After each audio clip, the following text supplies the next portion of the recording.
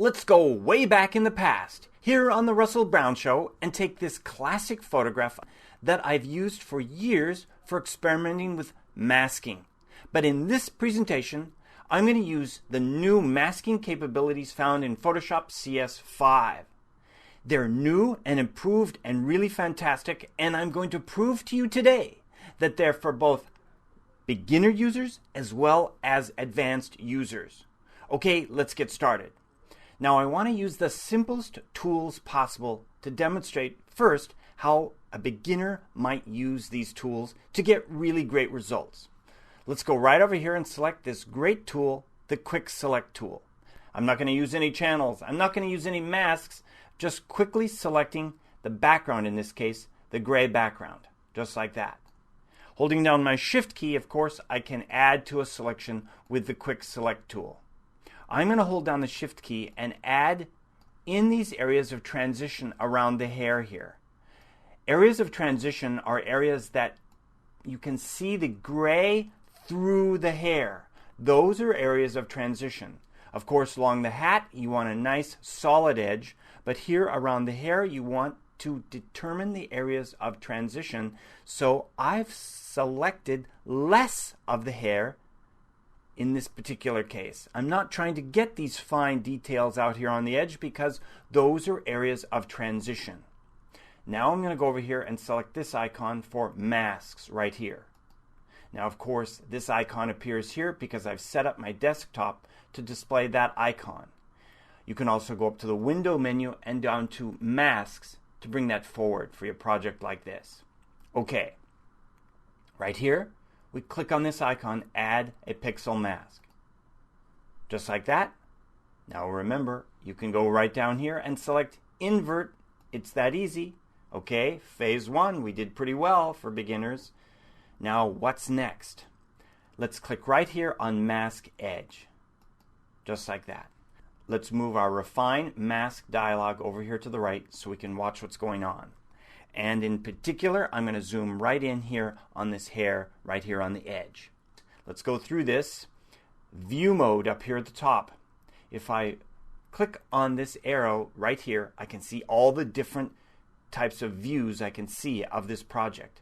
I can click on them one by one and go through them and see, for example, the overlay mode, the image against black, against white, the mask itself, and this one in particular, this is the layered view that I can see through to the background. Notice that each one of these has a letter assigned to it, so you can quickly switch between these. For example, I like this L mode right here, or the K key to see the mask itself. Let's go to the L mode right here. Okay, now we can see the view. Here are the basics to working with the new Refine Mask. And it's right here under Show Radius, right here. I'm clicking on Show Radius. Then going down here under Edge Detection, and I'm moving the radius over slightly. What's happening? I'm seeing a radius definition around the edge of my subject, defining the area of transition. So this is where it will calculate the areas of transition and give you a softer, more refined edge. I'm going to turn this off for a moment right here. The show radius is now off. If I increase the radius here, watch what happens to the hair. It starts to expand and grow because we are expanding the radius where it defines the edge of transition. I'm going to show radius up here at the top, and you can see it. But also notice that the radius it's creating is this large band that runs around the entire selected region. It doesn't distinguish between those areas that need an expansion in the radius and those areas that don't, say for example along the hat. Aha! Here it is today. It's the Smart Radius button right here. Clicking on Smart Radius will define those areas that need to have expanded radius and those that don't. Checking that, then checking Show Radius again, you can see that here along the edge of her sweater, it's a narrow line. The areas along her hair are a fatter line opening up this area of transition. This is not the mask we're looking at. This is the areas of calculation for the mask. Very interesting. Let's turn this off. Let's now take a look at the mask. Remember that keystroke? It was the K key on my keyboard. And there's the mask. So for beginners, that's a really great mask. You've defined the hair nicely. You defined the shape of the sweater and the hat. Looks great. And you did that entirely with Smart Radius and adjusting your radius value. Okay, let's now move on and prove that this goes beyond just the basics, but it's also a really great tool for advanced users. I'm going to turn off the Smart Radius and bring my radius down a bit, just like this, so that of course I can show my radius and it looks just like that. I now want to go into manual overdrive mode, and I want to take control of this project. And to do that, I go right over here and I select this tool right here. It's the Refine Radius tool.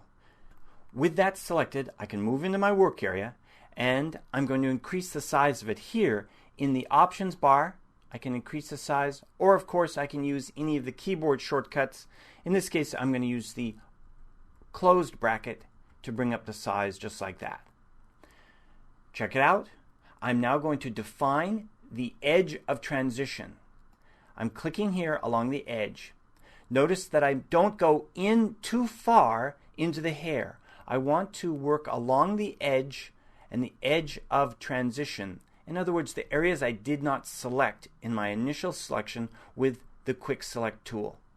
I'm going to go all the way out here and get all the defined areas of these small hairs all the way up over here, just like this. And I let go. It redefines that area as areas of transition. Keep in mind that you can also subtract from this defined area that you've just created with this brush. Simply by holding down the Option or Alt key, you can then erase back into the areas you've just selected. You can also select this tool here from the options bar to do the same, but I prefer to toggle back and forth between the two brushes with the Option and Alt key. Now you know. Let's take a look at the Show Radius. Look at that. I have the thin selection combined with this thick selection for the radius. Remember, that's not the mask, that's the areas of transition. Let's take a look at the mask with the K key on my keyboard. Look at that mask. That is a professional mask created simply and easily by adjusting a little bit of radius and then painting in the edges. Wow, this is really, really nice. Any professional can quickly define that as a great mask. Not only that, if we zoom in on this just a little bit closer, you can also go in and refine this mask. Let's go back to my preview with the letter L on my keyboard to display the layers. And let's now shift the edge out here with the Shift Edge tool. Look at that. I can shift it out or trap it back in and find just the right position here to get what I'm looking for. I can go through and adjust my smoothness, feathering, and contrast, but in this particular case, I'm not going to touch those because I'm getting really, really great results here with just the Shift Edge. I could go back in and add a little bit more radius if I was having trouble along these harder edges and they weren't quite soft enough, but this looks really, really great. Now that's phase 2. You've moved from beginner to intermediate professional. Now we want to become a true professional. We go down here to Output, right down here. I'm going to click on Decontaminate Colors. This is new. It's incredible. It's now going to go through and look at the edge colors along my image, and it's going to spread that color out underneath the mask. Let's see what happens just by showing it to you here. Decontaminate Colors. I click that. It's moving the colors out and into the hair, the surrounding hair. Let's bring up the amount. I'm moving this over to the right, and let's watch what happens. Wow! Before and then after. I move this up. I'm pushing the color of the hair out into the detail along the edge.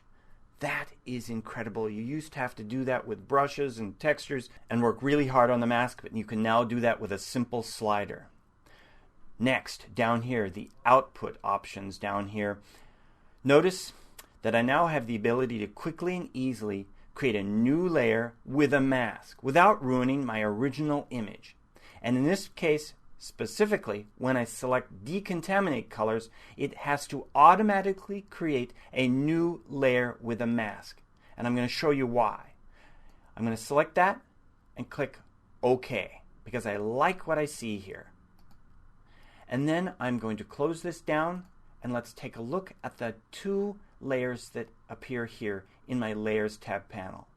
We have the original layer that we started with, so we could start the whole process over again and recalculate the transition along the hair. But we have this second layer right here that was generated in this process, and it has that decontamination and it has the finished mask applied to it. I'm going to turn off the mask here by selecting the mask, holding my Shift key and clicking on it because I want to demonstrate how this decontamination works. Notice that it's pushing the colors out into the surrounding region around the hair. It's grabbing the color of that hair and spreading it out so that when the mask comes down on it, holding on the Shift key and clicking on the mask again, it then traps in on that new color. Instead of the gray background, it's trapping in on this new color. Okay, there you have it. The basics to the advanced new features found here inside of Photoshop CS5 for making a really quality mask. Take a look at some of my other presentations on masking in Photoshop CS5 to learn some super advanced tips and techniques. Give it a try.